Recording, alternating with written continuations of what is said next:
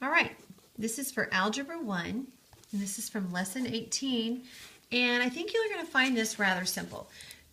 Most of you, I think, are aware of exponents. Like if I do something like this, this is 3 squared, and what it means is you're going to take 3 times itself twice. Okay, so obviously that would be 9. So if I had like 3 to the 5th, that means 3 times 3 times 3 times 3 times 3. It would be 5 times. Okay, which by the way, go ahead and do these as long as it's, something less than 1,000,000. You go ahead and figure these out in your calculator.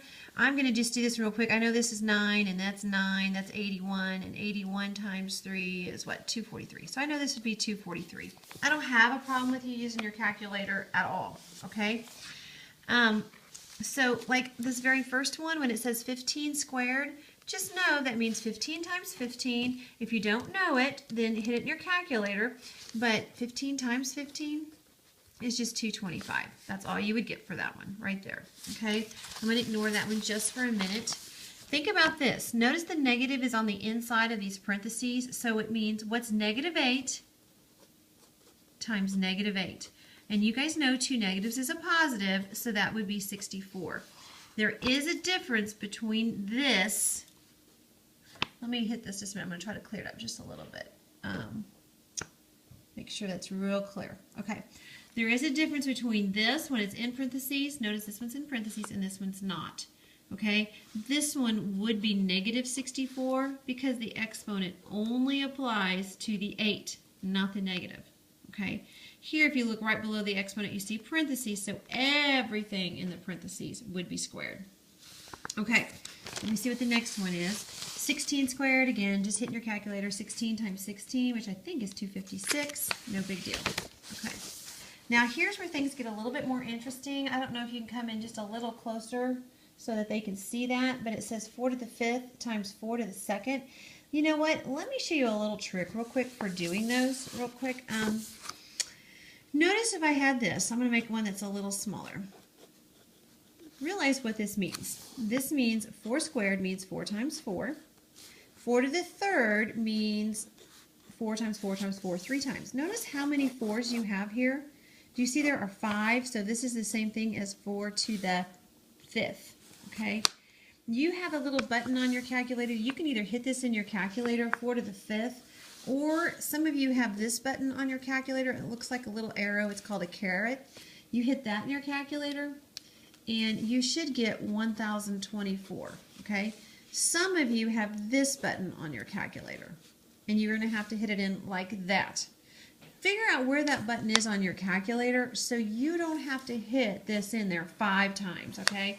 You might as well use your calculator for how it was intended.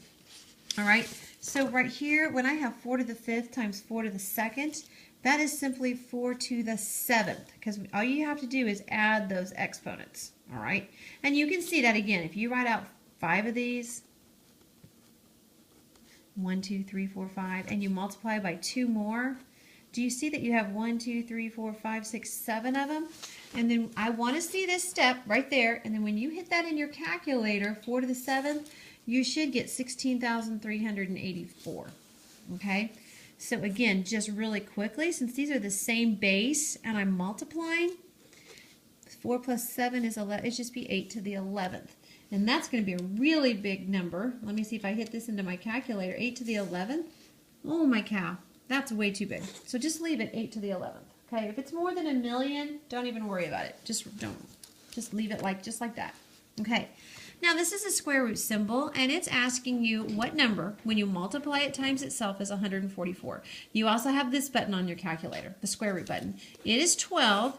Why is it 12? Because 12 times 12 is 144. That's why. This one, listen, ignore that little negative just for a minute. Come in just a little closer. What's the square root of 100? Well, it's 10. Why? Because 10 times 10 is 100, and there's a negative on the outside, so don't forget to drop your negative, okay? And if you don't know these, hit them in your calculator, but again, this would be 13. Why? I'll tell you why, because 13 squared is 169. This little exponent and this little symbol right here, those are opposite operations. They do the opposite thing right there, okay? Now, let's look over here at this one, and you'll have to come in really close so you can see that. Thank you, Miss Olivia. But notice here I am dividing. So what this means, let me hit my screen to clear that up just a little bit. What that means is I've got, let me show you this one. I'm going to do this a long way. 1, 2, 3, 4, 5, 6. That's what 8 to the 7th means. I've got 7 eighths there. Divided by 8 to the 3rd. Okay, so think about this. Do you see that 3 of these are going to cancel with 3 of those? So I only left with 8 to the 4th. Yep, very good. And 8 to the 4th, let me see if that's less than a million. It definitely is. It's just 4,096. Okay, a simple way to do it, so you don't have to write it all out, is when you divide, all you have to do is subtract the exponents. Okay, now you're going to have to remember that. Look at this one. Now we're multiplying. If you multiply, do you remember what you do with your exponents? You're going to add them. You're going to add those little exponents. So you're going to get 3 to the 12th. I'm going to hit in 3 to the 12th real quick to see what that is. It's definitely less than a million, so I'm going to go ahead and write it down. And that's what you get. There's no way I'd want to hit in my calculator 3 times 3 times 3 times 3, 12 times. That would be horrible, okay? All right, look at this one. Notice how all of these are the same base. And you're multiplying. You don't see a little sign in there, but you know if they're written right beside each other, that means to multiply. Remember, if you're multiplying, what do you do with those exponents? You add them. So when you add these, you get 5 plus 3 is 8, plus 2 more is 10. So you should get b to the 10th. Okay, look at this. I love this one. Look at this. You can only, look, this is a c, and here's a c. You're multiplying here. So how many c's? Add your exponents. That's right, be c to the 4th, and this is not coming out very well. And it's going to be d to the, look, got lots of d's, but add your exponents, it'd be what, 9, 10, 11? So there you go. That's your answer there. What would this one be? So weird. Look at here, come in just a little closer. I know it's hard for me to write if you come in too close. I'm multiplying and I have the same base. So I know I can add my exponents, so I'm going to have to straighten up my pen now. So you're going to get 8 to the x plus y. That's all you can do is just show that you're adding those exponents together. Okay? Now look at this. I have the same base, but I'm dividing. Do you remember what you do with your exponents when you divide? You're going to do the opposite. You're going to subtract your exponents. And what is 10x minus 3x? 7x. That would be your answer right there. M to the 7x. All right, this was even a better one. Look at this one. I'm going to hit that just a minute and clear it up. Let's just do this. Look what you've got. Let's just do this part first. Remember when you do order of operations, when you multiply and divide, you just do whatever one comes first. I'm multiplying, same base. So what do you do with those exponents? Yep, you add them. I'm pretending you just said that. So you have 8 to the 19th, and I still have divided by 8 to the 3rd. Okay, same base, dividing. So what do you do with those exponents? You do the opposite, okay?